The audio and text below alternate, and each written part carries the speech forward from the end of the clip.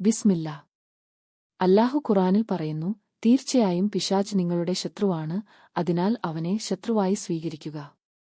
സൂറത്ത് ഫാത്തിർ 35 മണി കൂടെ 6 മിനിറ്റ്.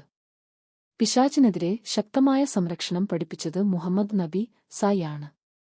കുളിമുറിയിൽ പ്രവേശിക്കും മുമ്പ് അല്ലാഹുമ്മ ഇന്നി ഔദുബിക മിനൽ ഖുബൂത്തി വൽ ഖബയദ്. പരിഭാഷ: അല്ലാഹുവേ, ദുഷ്ട ആൺ പെൺ ജിന്നുകളിൽ നിന്ന് ഞാൻ നിന്നോട് അഭയം തേടുന്നു. നിങ്ങൾക്ക് കോപം ഉയരുന്നതായി തോന്നുമ്പോൾ ഔദുബില്ലാഹി മിനാശ് ശൈതനിർ റജിം.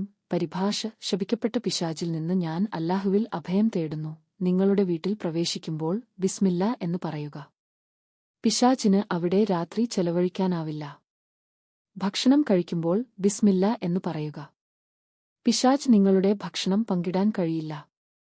സഹോദരീ സഹോദരന്മാരെ, പിശാച് നമ്മിൽ ഓരോരുത്തരോടും യുദ്ധം പ്രഖ്യാപിച്ചിരിക്കുന്നു. അവനോടൊപ്പം നമ്മെയും നരകാഗ്നിയിലേക്ക് കൊണ്ടുപോകുക എന്നതാണ് അവന്റെ ലക്ഷ്യം. എന്നാൽ ഇതാ ഒരു സന്തോഷവാർത്ത: അല്ലാഹു നമുക്ക് പൂർണ്ണമായ സംരക്ഷണം നൽകിയിട്ടുണ്ട്. നമ്മൾ അത് ഉപയോഗിച്ചാൽ മതി. ബിസ്മില്ല നിങ്ങളുടെ സ്ഥിരം ശീലമാക്കുക. ഓരോ പ്രവൃത്തിക്കും മുമ്പ് അല്ലാഹുവിൽ അഭയം തേടുക. ഉറങ്ങുന്നതിന് മുമ്പ് ആയത്തുൽ കുർസി ചൊല്ലുക. അല്ലാഹുവിനാൽ സംരക്ഷിക്കപ്പെട്ട ഒരു വിശ്വാസിയെ കീഴടക്കാൻ പിശാചിന് കഴിയില്ല. പിശാചിൽ നിന്നും അവന്റെ കെണികളിൽ നിന്നും അല്ലാഹു നമ്മെ കാത്തു രക്ഷിക്കട്ടെ. ആമീൻ.